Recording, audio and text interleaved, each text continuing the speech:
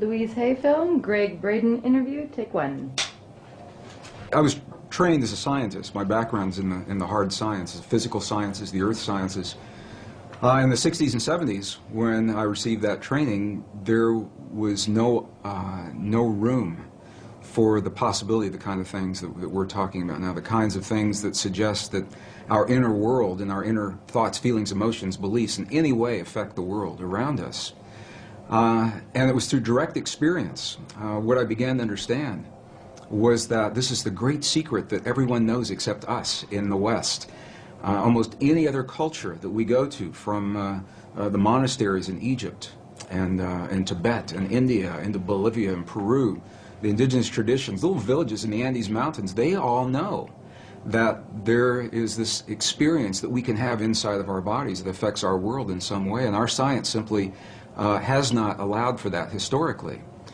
Well, I was trained as a scientist, and I was trained to look in the world around me for my answers, so I began to go to these places. I began to go into the monasteries, all the places that I mentioned. And it was through the direct experience of sitting in the presence of people who have lived and practiced the kinds of traditions that Louise Hay and the other authors I'm so blessed to be sharing the stage and this information with, that they teach about. And what we begin to understand is that this is the place where science got it wrong. There are two places, two assumptions that science has made, modern science. And they're coming full circle and correcting that now. But the first one is that the space that we believe is empty is not really so empty. It's full of a living essence, of a living material that we're only beginning to understand, number one. And number two, the fact, and it is a fact now, that we may have experiences inside of our bodies that influence the world beyond our bodies through the conduit of what's in this space. So it was in going into the monasteries and the nunneries and speaking with the indigenous people, looking at them eye to eye, heart to heart, God to God, and I could say to these people, when you just performed that miracle, when you just performed that miraculous healing, what is it that you did inside of your body to make that happen? And if I didn't understand what they told me, I'd ask them again and again and again through the translators until I understood that they were creating an experience, producing an effect inside of their bodies that my science never told me was possible or existed. And that was the path that led me. I just want to emphasize, science is good. And I believe our science is good and served us well. It simply is incomplete. And so it was that path that allowed me to flesh out the missing pieces that we're only beginning to understand today, marrying the best science of our time with the wisdom, 5,000 years of wisdom of our past, into a greater understanding. And that understanding brings us right back to the question. That's a long answer to a short question.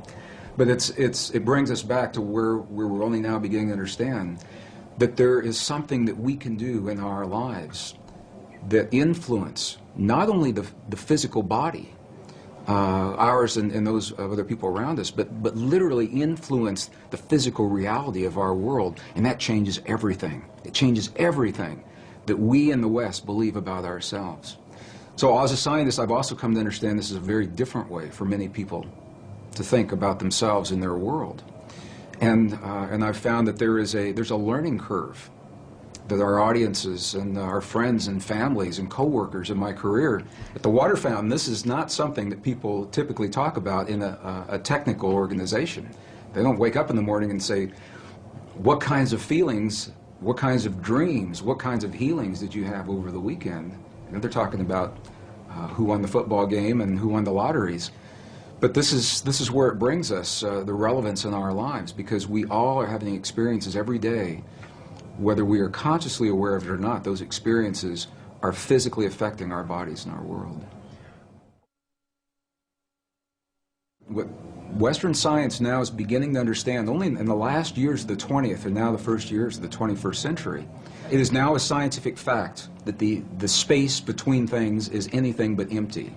It is full of a living, pulsating essence that is so new, scientists have yet to agree on a single term. Some are calling it a quantum hologram, very technical sounding name. Dr. Edgar Mitchell, the former Apollo astronaut, I've had the honor of sharing a stage with him a number of times. He calls it nature's mind. Stephen Hawking calls it the mind of God. Others simply call it the field. In 1944, the father of quantum physics, Max Planck, identified the existence of this field, and he called it the matrix. He said, underlying everything that we see, our bodies included, everything we see in the world around us in our bodies, he said, there is the existence of what must be a conscious and intelligent mind. This is his language in 1944. He said that this mind is the matrix of all matter, and it's from his work that the movie series began and many of the ideas that we have today. So what we know is this, is that we have the opportunity to influence that field in ways now that we're only beginning to understand. It's done through the human heart. It's not a thinking process. Thoughts are important. The ancients made a distinction between thoughts and feelings and emotions. And it's the feelings that are centered in our heart, what are called coherent, heart-based emotions. We know that when we feel a feeling of love, compassion, understanding, forgiveness, when we change the self-esteem, that there's an effect from that it changes the electrical and the magnetic fields in our heart, and that those fields literally change the stuff that our world is made of around our bodies. Our hearts are the strongest magnetic field in our bodies, and our hearts are the strongest electrical field in our bodies, much more so than the brain. While the brain does create those kinds of fields, the heart is many times stronger. And what the science now is showing is that when you can change the field that the atom is in, you change the atom, and we're made of those atoms.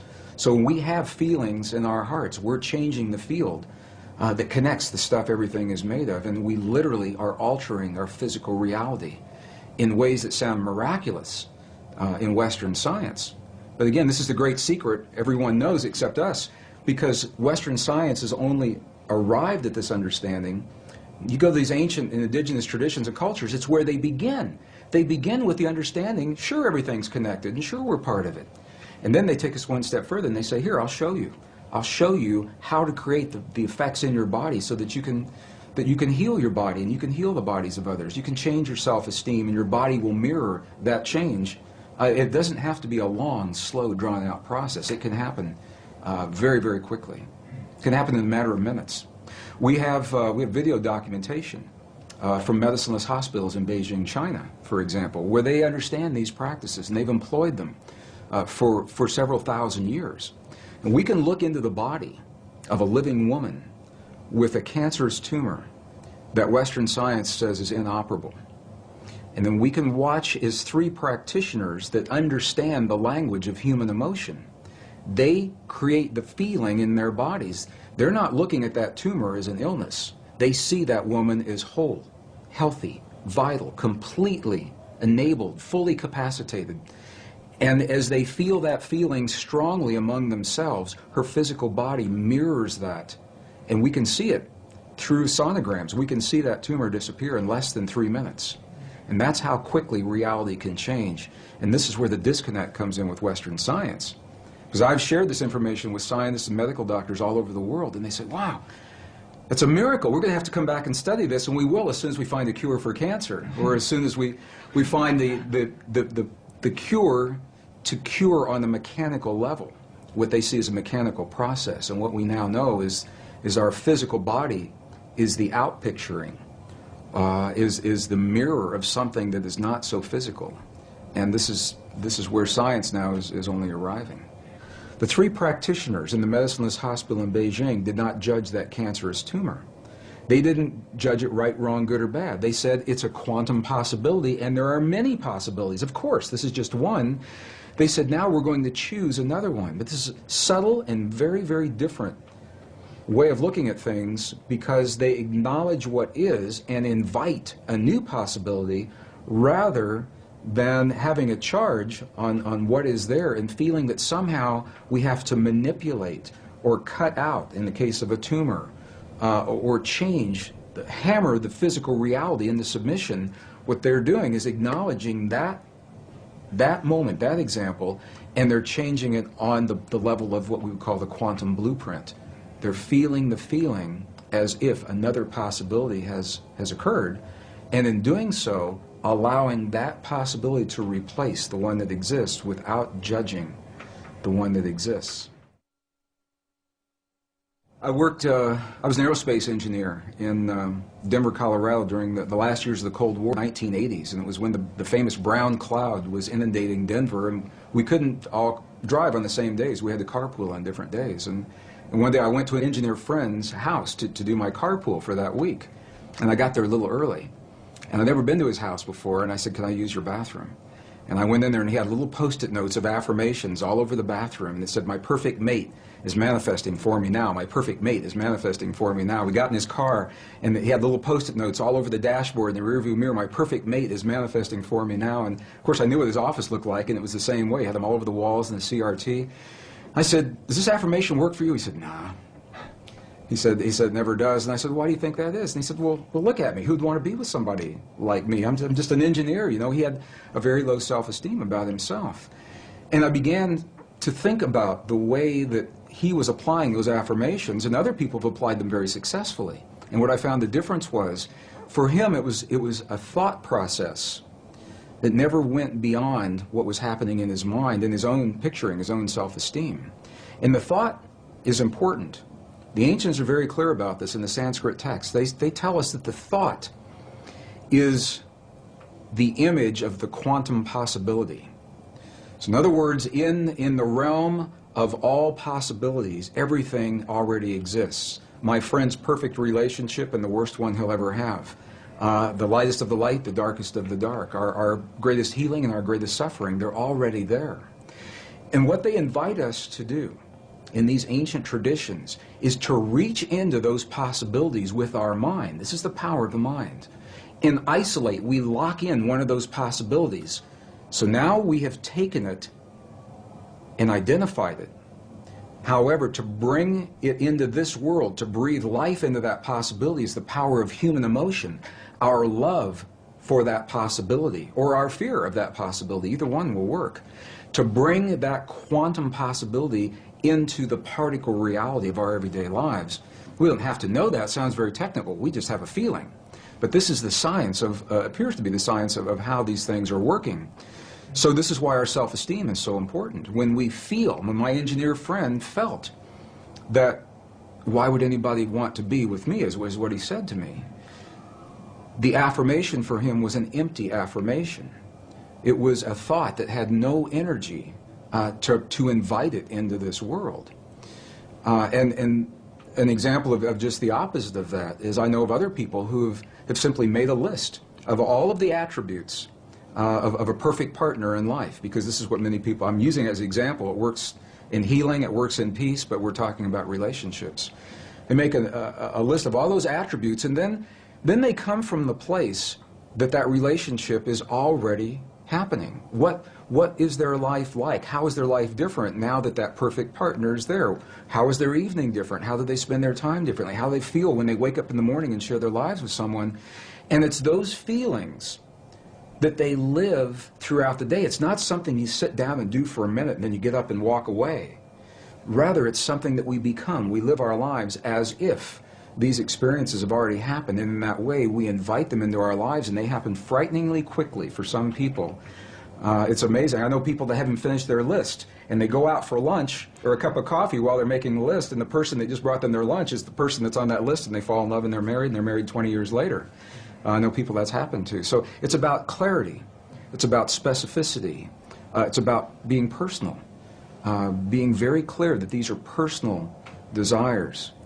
Scientifically, it appears that this field, the divine matrix, it is a mirror and a bridge between our inner and our outer worlds. And it can only give us what we give it to work with. And the interesting thing is that we have been conditioned to feel the feelings of the things that we don't want in life and that we're afraid of. We wake up in the morning and we see the 6 o'clock news and all the things to be afraid of, and then we go through our day saying, oh, I hope I'm not going to see that today, or I hope it's not around the corner. And my question, so fascinating me, where do we learn to feel the things that we don't want rather than things that we choose to have? And how would our lives be different if we could cut through all of the static and simply choose in our lives what we would like each moment of each day, or our relationships, or our abundance, or our careers, or the peace in our families to look like? What would our lives look like if we could do that? And there's very good scientific evidence showing precisely what our lives would look like because we would very quickly experience everything that we've created. As a scientist, one of the first things I had to understand, and again, my training, I was trained in the hard sciences, and there was no allowance for any inner experience to have an effect on our outer world to begin with. Number two, I was raised in a relatively conservative community in the Midwest. I was born in Missouri, Kansas City, Missouri. Excuse me, in that part of the world, when you talk about emotions, they kind of get lumped into this nebulous experience. So, thoughts, feelings, emotions are all the same thing. We really don't talk about them much. And by the way, as a male, we don't want to see much of yours. So that was my upbringing. So I began to understand when we go into the other cultures, and I'm referring again and again to this wisdom. We had this wisdom in Western cultures, and it was lost in the 4th century. About 1,700 years ago, it was edited right out of our most cherished spiritual and religious traditions, the biblical edits of the 4th century. It was not edited from the other cultures that we've visited, and that's the value of going into these cultures. And they identify 3 separate yet related experiences that we all have in our bodies, and they literally call them thought, feeling, and emotion. And here's the difference. The thinking they identify with the 3 upper energy centers of the body. The Sanskrit traditions have a 7 energy center or 7 chakra system that they work with. And they say the upper 3 are related to what we call thought or logic processes. So when we think about something, we picture it in our mind, that perfect relationship or peace between nations.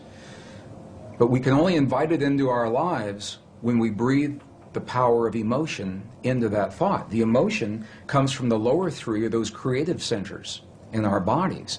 So when we breathe the power of emotion into our thought, we imbue that thought with life. And those 2 energies meet in the one center that is not accounted for yet in our model. It's in our heart, or what scientists call the 7-layer liquid crystal oscillator in the center of our chest. But we'll just call it our heart, because that's what it does. Our heart is creating electrical and magnetic waves that are influencing the world around us based on what we think and the emotion that we breathe into those thoughts to create the feeling. So now we've just defined feeling. Feeling, by definition, from the Sanskrit tradition, is the union of thought and emotion. It creates the feeling. Now what makes this really interesting is that those traditions say we are capable of only 2 primary emotions: love and whatever we feel the opposite of love is. And when you get really deep into the teachings, there are 2 aspects of the same thing. But what they say is when we have our thought, we are either breathing the love of that thought or our fear of that thought to create the feeling, and the feeling then becomes sadness or joy or compassion or anger. Those are not emotions, those are feelings. Now for some people they say, well, you're nitpicking. What difference could it make? And these are the subtle differences between these ancient ways of viewing this inner technology. It's literally a technology, because we can have the same thought or the same affirmation and imbue it with a different emotion and have completely different feelings and create a different outcome. And this is the great secret that was edited out of our Christian and pre-Christian, Judeo-Christian traditions. When 45 books were removed in the 4th century, 20 were taken out completely. Another 25 were condensed and rearranged. And we know this because we found the information now in the Dead Sea Scrolls, the Nag Hammadi Library, the Coptic, the Gnostic texts. So we know what those texts would have said if we had had them. But the interesting thing is, without those texts, we tend to rely upon the written word, the validation, to feel that power in our bodies. I think everyone senses or suspects that there's an untapped potential in the human body.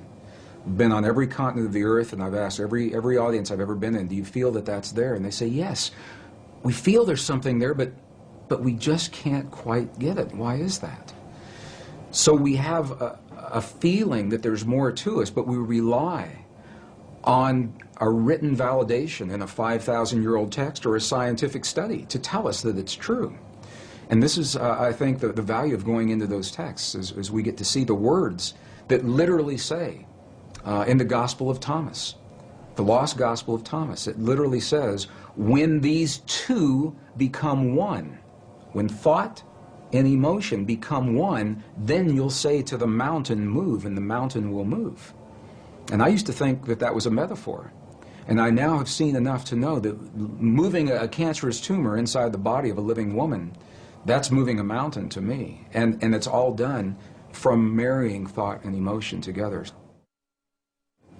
In 1998, I had my first journey into the highlands of central China and Tibet. And it was during that time we were given a personal audience with an abbot, who's an elderly leader of a particular sect in the monastery. And this abbot passed just a couple of years ago, so I'm glad that we spoke with him when we did.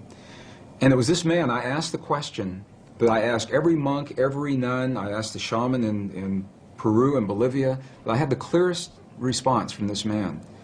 And I asked him a question. I said, when we see your prayers on the outside, and we see you in the chanting hall for 12, 16, 18 hours a day, and we see the bells and the bowls and the mudras and the mantras and the gongs and the chimes and the incense, when we see your prayers on the outside, I said, what are you doing on the inside? And this was the man that looked at me. He said, you've never seen our prayers, because a prayer cannot be seen. He said, what you see are the things we do to create the feeling in our body, and the feeling is the prayer. And then he turned the question on me, and he said, how do you do this in your culture? Through a translator. And I began to think about this and realized that when we lost the words in our most cherished spiritual traditions that tell us that feeling is a language that speaks to our bodies in this world, and we lost the words that validated that, we began to think that the words themselves were the prayers, and if we say, or the affirmations, and if we say those words the right number of times, the right time of day or the right time of year, that we've said our prayer or our affirmation, and then if it doesn't work, we get frustrated and we say, well, my prayer didn't work, or my affirmation's not working for me, because we lost the link with feeling and emotion. When I was in the monasteries in Tibet, and the abbot had passed, a new abbot took his place, who was already in his mid-80s. He's the new young abbot. He's already in his mid-80s. And I asked him a question, and this was in 2005. We just went back. And I asked him a question, and I said, what is the force in your tradition, in your belief system? What is the force that connects the universe? What's the force that holds everything together? And through the translator, he answered me with one word. And I thought I heard it incorrectly. And I said, would you do that again? And he came back and he answered me with one word, and he said, compassion. And I said, well, wait a minute. I said, is compassion a force that holds everything together, or is it a feeling that we experience in our bodies? And he said, yes. And that was very powerful for me to understand that, because it says that we have the ability to feel in our bodies the stuff that holds this universe together. And we're really not so different from those quantum particles in the stars beyond us, or in the tumor that's in front of us, in the suffering of our loved ones, or in the peace between the nations. It's all part of the same thing.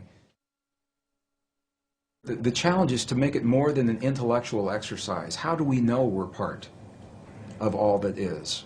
One of the ways that helped me come to that realization, there was an experiment that was done in 1997 in Geneva, Switzerland. Made world headlines. 3,500 reporters from the science journals were there. They documented this experiment, and it didn't make the cover of Time magazine or USA Today, although I think it should have.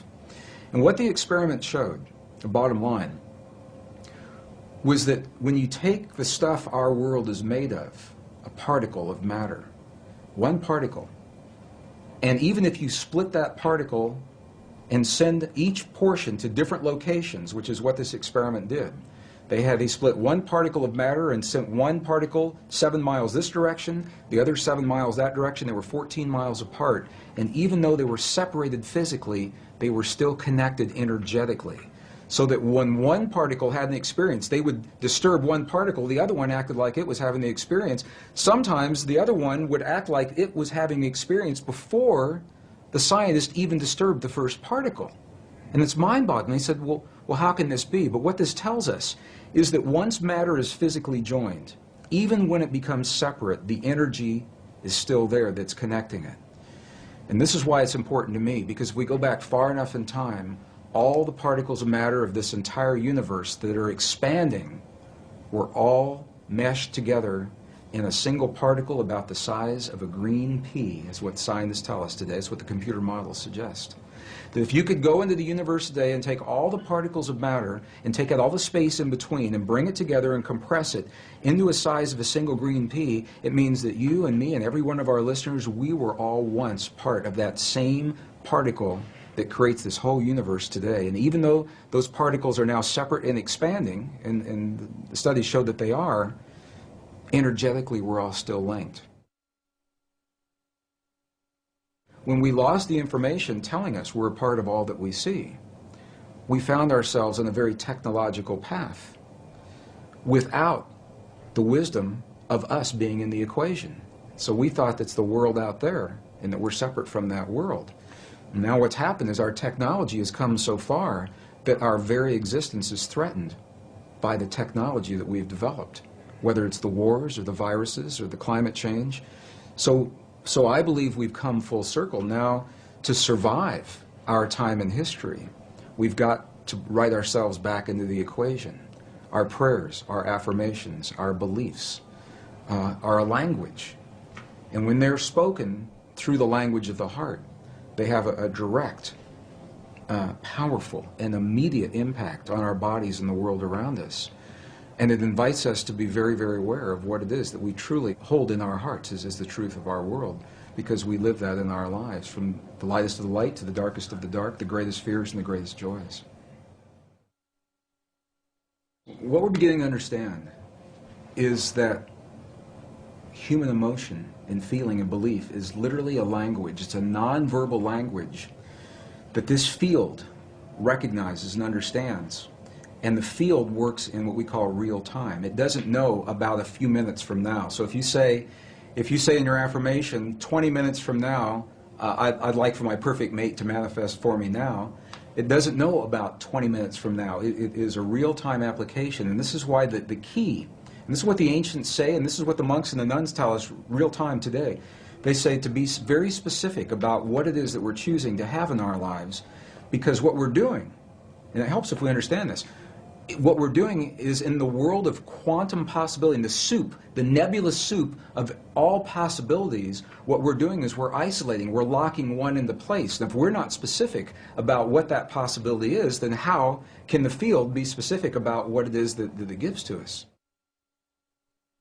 Whatever it takes to get us to the point where we can transcend the limits, the laws of physics and biology as we've known them in the past. We have a power within us that transcends those laws, that we're more than our mistakes, that we're more than the suffering, we're more than the limits that we believed in the past. And that is where I say, wow, that really inspires me. Click like below and then click the link in the description box.